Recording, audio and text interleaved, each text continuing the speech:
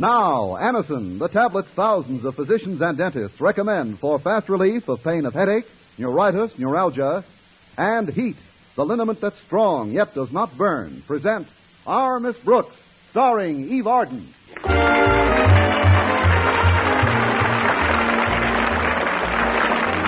It's time once again for another comedy episode of Our Miss Brooks, transcribed. But first, may I make a suggestion that you will probably thank me for someday? It's simply this. The next time you suffer from headache, neuritis, or neuralgia pain, try Anacin. The reason we suggest this is because we feel sure you will be surprised at how incredibly fast Anacin gives you relief. Thousands of people who have tried Anacin say its action is truly astonishing. Anacin is like a doctor's prescription. That is, Anacin contains not just one, but a combination of medically proven active ingredients in easy-to-take tablet form. Thus, in taking Anacin, you are following sound principles. The next time you suffer pain from headache, neuritis, or neuralgia, don't wait for relief. Try Anacin. On this guarantee, if the first few Anacin tablets do not give you all the relief you want as fast as you want it, return the unused portion and your money will be refunded.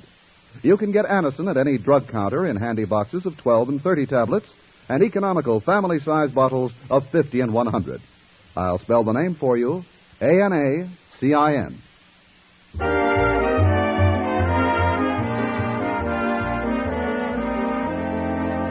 Well, when a woman feels about a man the way our Miss Brooks, who teaches English at Madison High, feels about Philip Boynton, the biology instructor, she's usually pretty patient with him. But after going together for 6 years, she's beginning to feel that she's given him enough rope.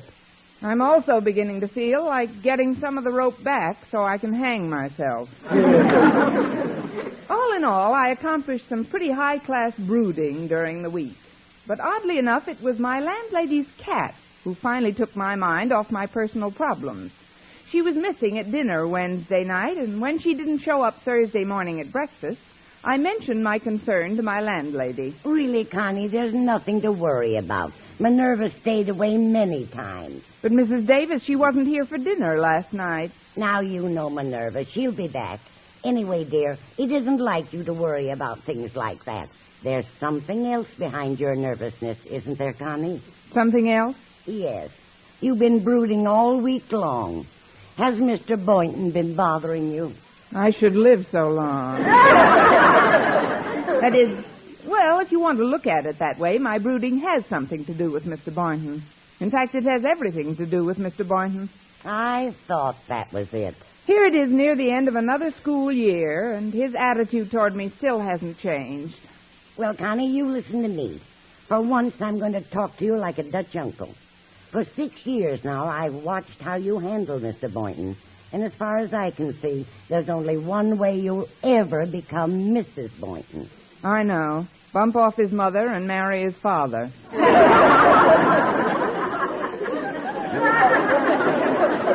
No, you've got to change completely. Change? Exactly. In all the time you've known Mr. Boynton, you've been completely independent. You've gone Dutch on dates, loaned him money. Why, you were as self-reliant as he was. And what's the result? You're a pal to him, a buddy, but never a woman. You mean he thinks of me as a playmate instead of a mate? Precisely. Now, there are several things you can do to make him think of you as a woman. Wouldn't it save time if I just showed him my birth certificate? I'm not kidding, Connie. A man likes to feel he's needed by a woman, that he's being depended upon. He enjoys being the big protector. You may have something there, Mrs. Davis. What do you suggest I do? Well, have you ever cried on his shoulder? Cried? I mean, really turned on both faucets? Well, no, I never... That's the greatest gimmick we women have. A man can't stand to see a woman cry. His defenses go down, and all his protective instincts come to the fore. Most men will do anything to stop a woman from crying. But, Mrs. Davis, I can't turn on my tear ducts like that.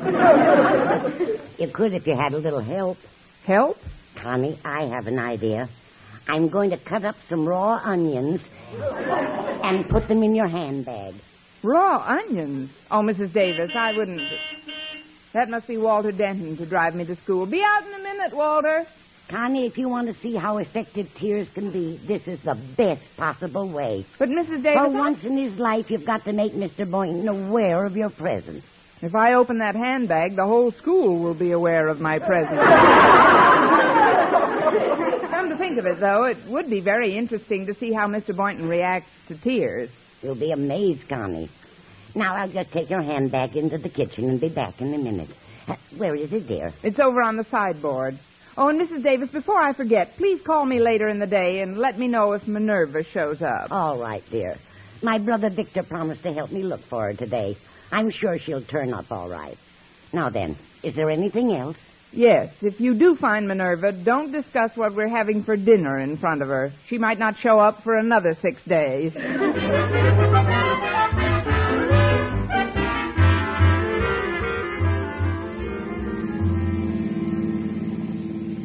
Walter, be careful. Please don't drive so fast. Walter, watch out! Oh, now, for goodness sake, slow down. You just missed 2 fire hydrants by inches. I guess I'm out of practice. The reason I'm hurrying is because I was over at the Conklins last night, and old Marblehead, Mr. Conklin, said he wanted to see you first thing today. Oh, he did? Well, then, by all means, drive the way you were before. Well, you mean you want to get there faster? No, but that way we have a 50-50 chance of not getting there at all.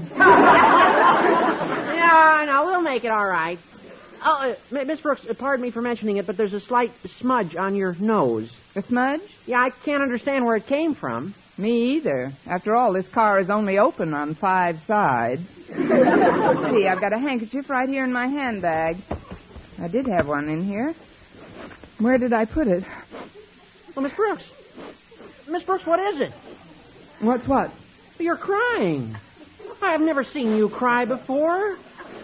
What is it, Miss Brooks? What happened? Nothing, Walter. Nothing at all. Well, then why are you crying? Oh, Miss Brooks, please don't. I can't stand to see a woman cry.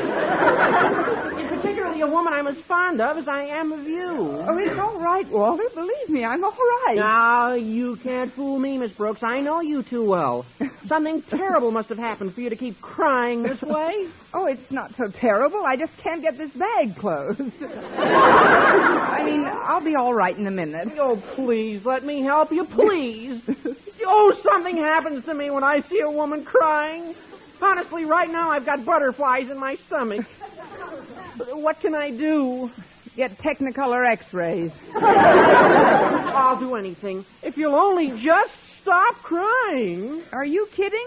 If I can get results like this, I'll make Niagara Falls look like a damp blotter.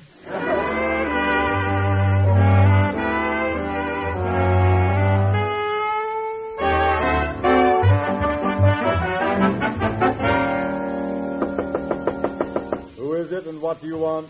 Miss Brooks, and not a thing. Bye. Come in, Miss Brooks. Did you want to see me, Mr. Conklin? I asked to see you, Miss Brooks.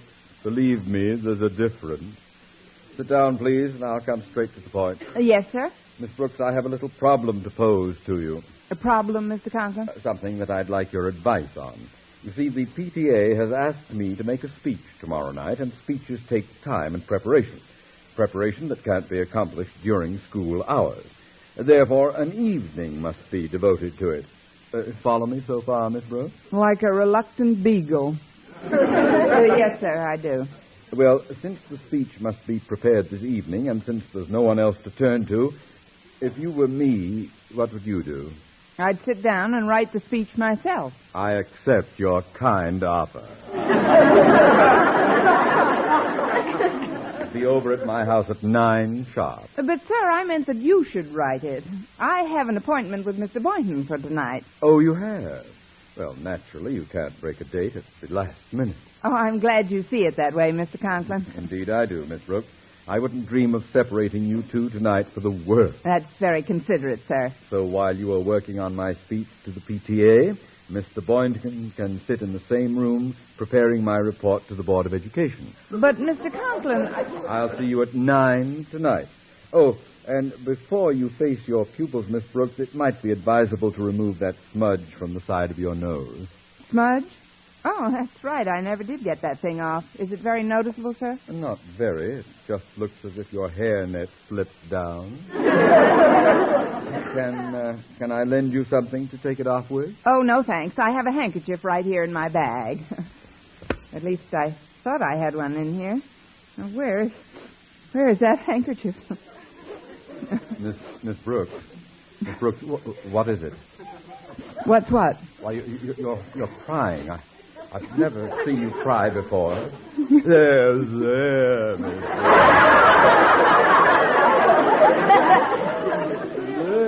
There. Where? Oh, it's nothing, Mr. Conklin. Nothing at all. Then why are you crying? No, I'm not crying. Then dry your eyes at once, do you hear? Miss Brooks, forget about tonight. I'll never ask you to work at my house again. I'll never ask you to do anything again. Never. Anything, I promise. Oh, I can't tell you how much I appreciate it.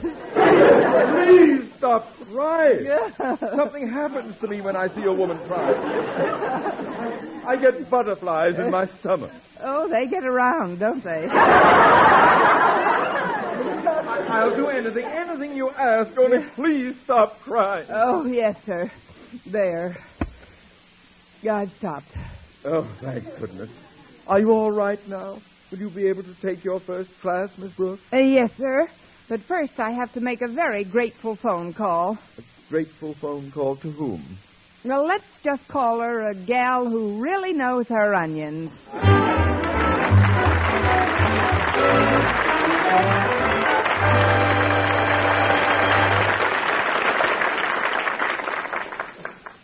Friends, when agonizing pain of rheumatism, muscle strain, or backache makes you miserable and every move is a torment, that's the time to reach for Heat. H-E-E-T. Heat. The liniment that's strong, yet does not burn. The moment you apply it, you can feel Heat's soothing warmth working to relieve your painful miseries. That's because Heat penetrates deep, brings immediate relief to sore, aching muscles. Wherever you ache, just brush on Heat. Heat penetrates deep, keeps working for hours to bring wonderful, soothing comfort to the painful, aching area. Your pain seems to disappear. Heat isn't oily, sticky, or messy. You just brush on Heat with a handy applicator that comes with each bottle, and it dries in seconds. So remember, when pain of rheumatism, muscle strain, or backache makes you miserable, Heat's penetrating warmth gives you fast, long-lasting relief. Get Heat. H-E-E-T. Heat, the liniment that penetrates deep to bring immediate relief.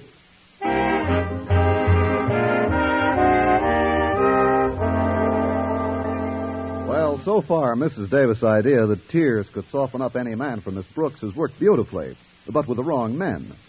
Now, as Miss Brooks waits at a table in the school cafeteria for the big experiment, Mr. Boynton, her prize guinea pig, is deep in conversation with Walter Denton at the entrance to the cafeteria. So I thought you might know why Miss Brooks did all that crying this morning, Mr. Boynton. I haven't the slightest idea, Walter. What's more, I simply can't imagine Miss Brooks crying. No, I couldn't either until this morning. Well, I still can't believe it of her. I thought only women cried. That is, weaker women. Yeah, me too. Somehow I've always thought of Miss Brooks as a kind of Rock of Gibraltar. Well, that's funny. I've always pictured her as sort of an indestructible battleship. But I suppose each of us has his own romantic impression of the same woman. Well, whatever's causing it must be pretty awful. But whatever it is, I'm sure you could take her mind off her troubles, Mr. Boynton. Well, I'm willing to try, Walter. I'm going to meet her for lunch now, and got a little idea that I hope will make her forget her own worries, whatever they are. Oh, that's swell. Good luck, Mr. Boynton.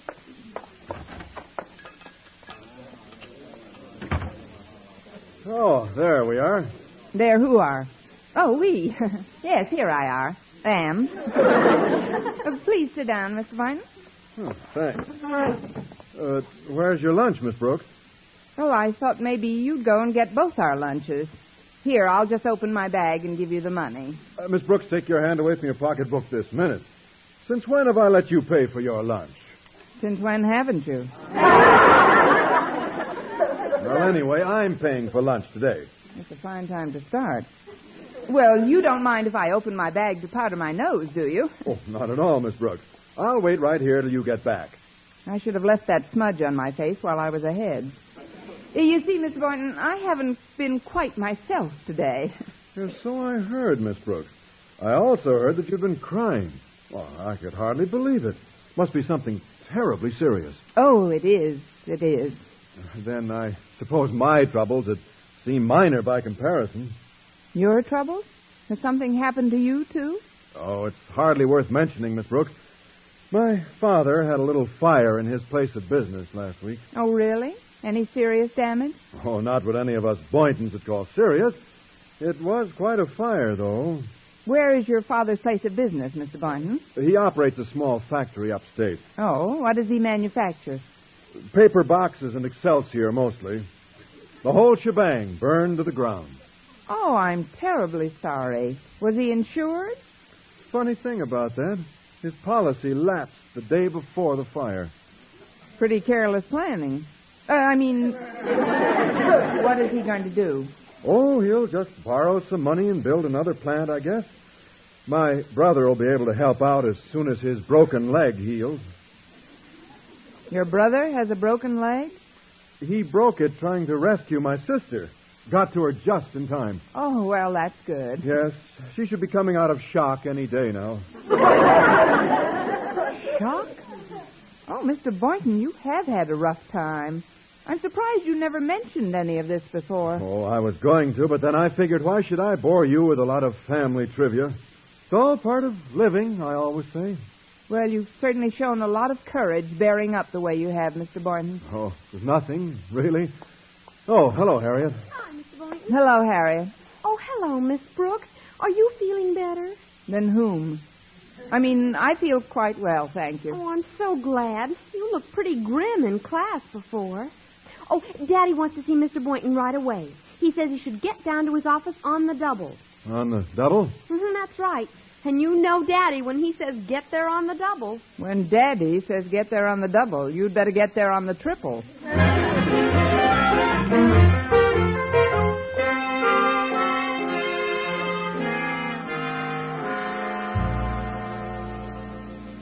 So, Mr. Boynton, you have no idea why Miss Brooks has been crying all day. Not the faintest, Mr. Conklin. I wouldn't have imagined it possible if I hadn't seen her do it right here in my office this morning. It's very unlike her, sir. Indeed it is. I still have difficulty believing it of Miss Brooks. I've always thought only people cried. That is, weaker women. Yes, exactly.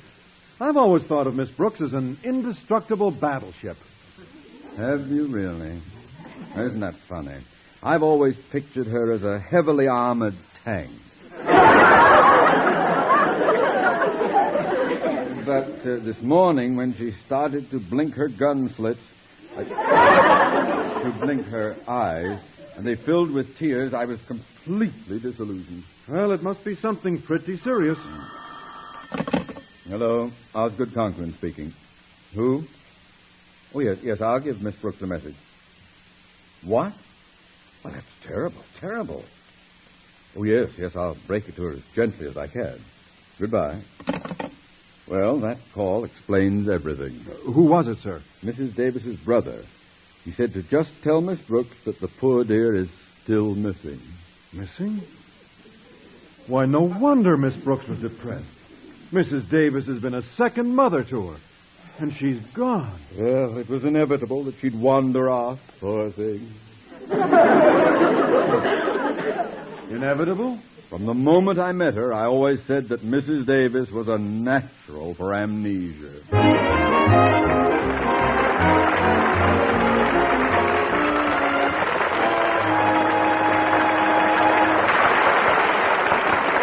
Our Miss Brooks will return in a moment. Way back in 1512, an explorer named Ponce de Leon discovered the peninsula we now call Florida. Months and maybe years later, news of his discovery filtered back to the old country, full of distortions, legends, and wild reports. Communications was a pretty hit-and-miss affair in Ponce's day. In our 20th century, however, communications have reached the complexity and precision of a science and the swiftness of magic. When you listen to CBS Radio, your living room is on the news fronts of the world. Events reach you almost as they happen, and they're reported accurately, completely, and without bias. The roster of CBS newsmen includes such names as Edward R. Murrow, Lowell Thomas, Larry LeSueur, Eric Severide, Howard K. Smith, Robert Trout, and many others, all well qualified by years of experience at home and abroad to bring you the kind of news you want to hear. Straight, accurate, and up to the minute. CBS Radio News. Listen to it every day and keep well informed.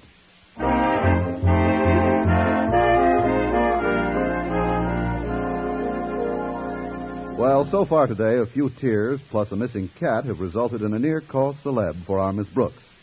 After taking a brief phone message for her, Mr. Conklin and Mr. Boynton have convinced themselves that the reason she has been in tears almost all day is that her landlady is missing. However, as Miss Brooks answers a phone call at home that evening, she is unaware of their deductions. Hello? Hello, Connie. I'm sorry I couldn't be home for dinner. Did you fix yourself something nice? Yes, Mrs. Davis, I fixed myself real nice. I finished the Hungarian goulash. Did you find Minerva yet? Not yet, dear, but I'm certain she'll turn up. If not tonight, then certainly in time for breakfast tomorrow. She might at that, now that the goulash is gone. By the way, dear, did you get the message my brother Victor left at school for you? Yes, Mr. Conklin gave it to me. And oddly enough, he seemed even more disturbed about Minerva's disappearance than I am. Oh, isn't that nice?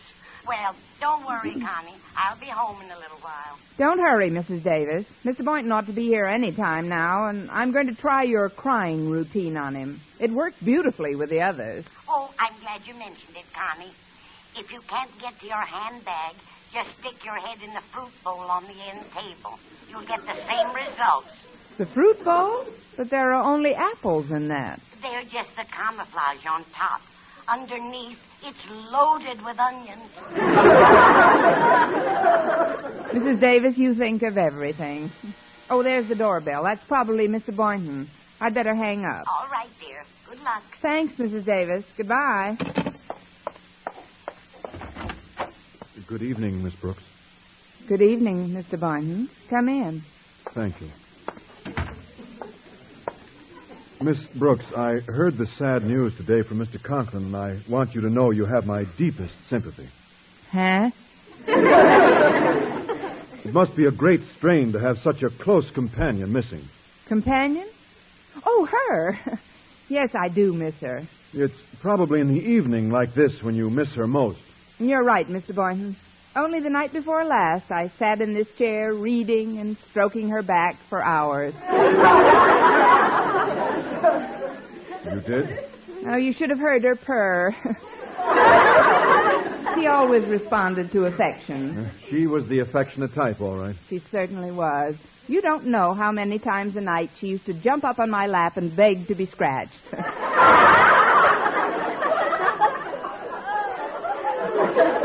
I beg your pardon? She used to like me to tweak her whiskers, too. Well, really, Miss Brooks, I know you've got a keen sense of humor, but this seems hardly the time. Why not? Oh, I'm sure we'll find her. Well, I hope so. Oh, we always have in the past. Either lying asleep in some alley or out yowling on some fence. What? Well, I had no idea Mrs. Davis indulged. Mrs. Davis? I was talking about our cat, Minerva. But I thought Mrs. Davis was missing and that you were all alone. Alone? Oh, I am. She is. Mrs. Davis and her cat Minerva are missing together. They're inseparable, you know. Never do anything without the other. Oh, it's a tragedy, Mr. Boynton.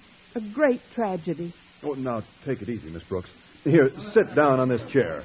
Let's take the couch. To think that now I'm all alone.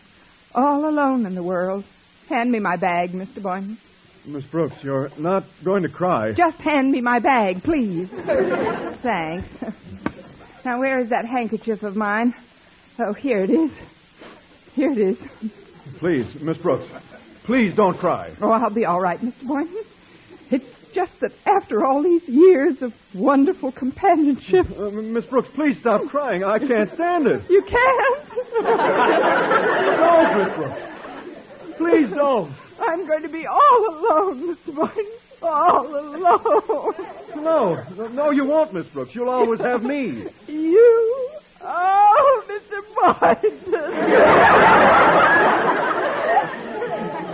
If Mrs. Davis doesn't return, I'll look after you. Oh. I've been thinking, Miss Brooks, why can't you and I... Well, why can't we... That's what I'd like to know.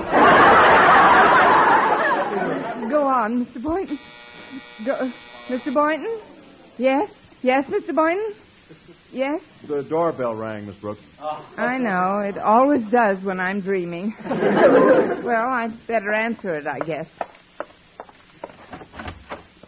Mrs. Davis, what are you doing here? Oh, don't you remember? I live here. I'm sorry I had to ring, Connie, but I forgot my key. Oh, yes, your key. You seem nervous about something, dear. Did I get back too soon? Just about a week too soon. What are you talking about, dear? I purposely hurried home to show you who I found. Minerva. I knew how concerned you were about her, but now she's found and all your worries are over. Except one. What's that? How can I lose her again? Mrs. Davis, you know that phone message your brother gave Mr. Conklin? Yes. Well, he misunderstood it, and now everyone thinks you're the one who's missing. Me? I told Mr. Boynton you and Minerva were both missing, and he was so touched he was about to propose. He must have been touched. That is, Who is it, Miss Brooks? It's just a policeman reporting on Mrs. Davis, Mr. Boynton. Policeman? You got nothing to worry about, Miss Brooks. We got the best men on the force looking for her.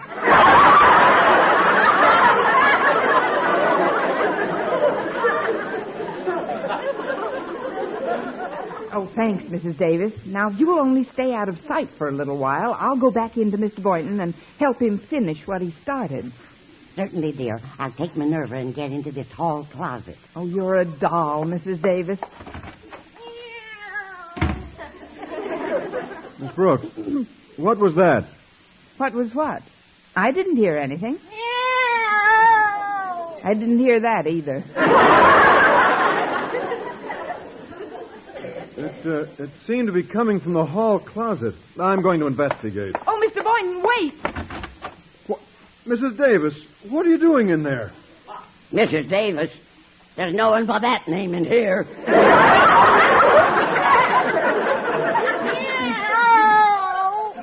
Minerva! There's no one by that name in there either. It's no use, Connie. I guess the jig is up.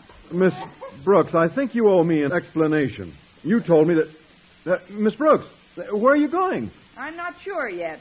Just forward all my mail to the Missing Persons Bureau.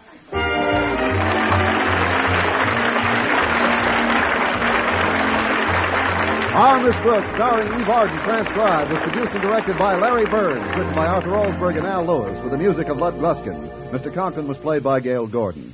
Others in tonight's cast were Jane Morgan, Dick Crenna, Bob Rockwell, Gloria McMillan, and Billy Gould. In the annual awards poll conducted by TV Radio Mirror magazine, for the third time, American radio listeners have chosen Eve Arden as their favorite comedienne. We hope all of the listeners will want to read about Eve and the awards in the May issue, now on the newsstands. Be sure to be with us next week for another comedy episode of Our Miss Brooks.